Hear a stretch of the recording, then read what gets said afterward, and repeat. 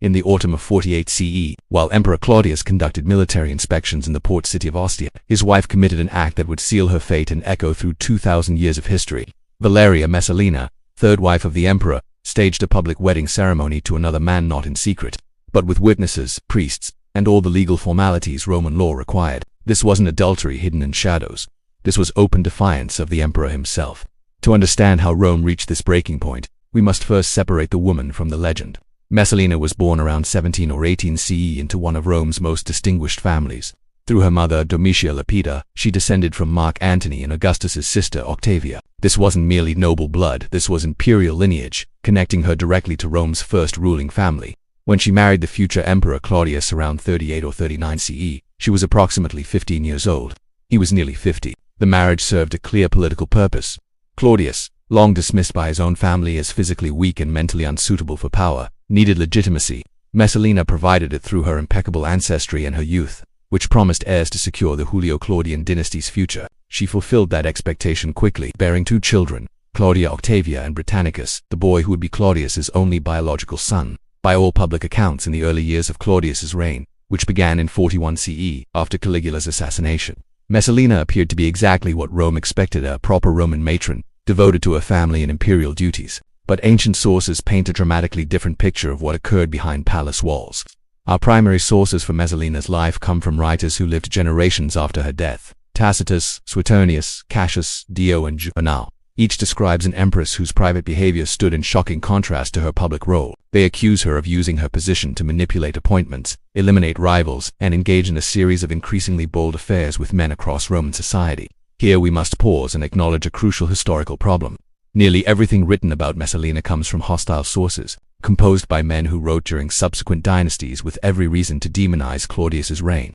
Roman historians routinely portrayed powerful women as sexually transgressive. It was a standard literary device to criticize emperors by attacking their wives' virtue. We see this pattern with Livia Agrippina the Elder, and later Agrippina the Younger. Yet even accounting for exaggeration and bias, the historical record suggests Messalina wielded extraordinary influence during Claudius's reign, and that her conduct became increasingly reckless as the 40s CE progressed. Ancient sources claim she orchestrated the downfall of numerous senators and equestrians, using accusations of conspiracy or treason to eliminate those who threatened her power or refused her demands. The historian Tacitus specifically named several prominent Romans who fell victim to her schemes, including the wealthy senator Valerius Asiaticus, whose gardens she reportedly coveted, and the consul Appius Caelinus, who allegedly rejected her advances. Whether these specific accusations are accurate remains debated among modern scholars. What seems clear is that Messalina operated as a political actor in her own right, not merely as the emperor's consort in a system where women held no official political power.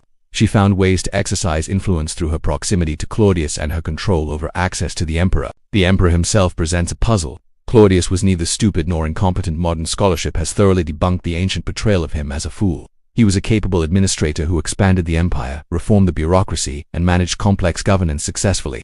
How then did his wife's behavior escalate without consequence for so long? Several factors likely contributed. Claudius suffered from physical ailments that ancient sources describe but modern medicine cannot definitively diagnose.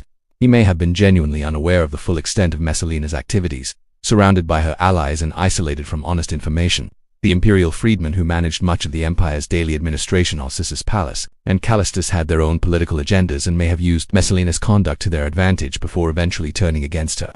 By 48 CE, Messalina had accumulated enemies among both the old senatorial aristocracy and the powerful freedmen who ran the imperial bureaucracy. The stage was set for catastrophe. What happened next would force even the patient Claudius to act, triggering a crisis that revealed just how fragile the appearance of imperial stability had become. The events of 48 CE remain startling even by the chaotic standards of early imperial Rome. According to Tacitus, our most detailed source, Messalina fell passionately in love with Gaius Caelius, described as the most handsome man in Rome and a senator of considerable standing. Their affair was apparently common knowledge among the palace staff and Rome's elite. But Messalina wanted more than a secret liaison. While Claudius traveled to Ostia to oversee grain shipments, a journey of merely 16 miles from Rome, Messalina staged a wedding ceremony with the details Tacitus provides suggest this was not a private exchange of vows but a formal marriage complete with proper witnesses, including a former consul who served as an auspex reading the omens and a wedding contract signed according to Roman law. The ceremony allegedly took place during a festival celebrating the autumn grape harvest, perhaps providing cover for the gathering. Tacitus describes scenes of revelry that mimicked traditional wedding festivities, a staged bacchanal that attracted attention even in a city accustomed to imperial excess. The crucial historical question is, why? What could Messalina and Silius have hoped to achieve? Modern historians have proposed several theories. Some suggest Messalina was attempting a political coup, planning to eliminate Claudius and place Silius on the throne with herself wielding power through a younger, more controllable husband. Others argue she genuinely believed she could divorce Claudius and remarry without consequences, perhaps underestimating the emperor's willingness to act against her. A third possibility is that the wedding has been misunderstood or exaggerated by ancient sources, that what occurred was something less than a legal marriage, but was interpreted as such by hostile contemporaries or later writers seeking to maximize the scandal. What happened next is documented more reliably. The imperial freedman Narcissus, who had his own reasons to eliminate Messalina, brought word of the marriage to Claudius at Ostia, according to Tacitus.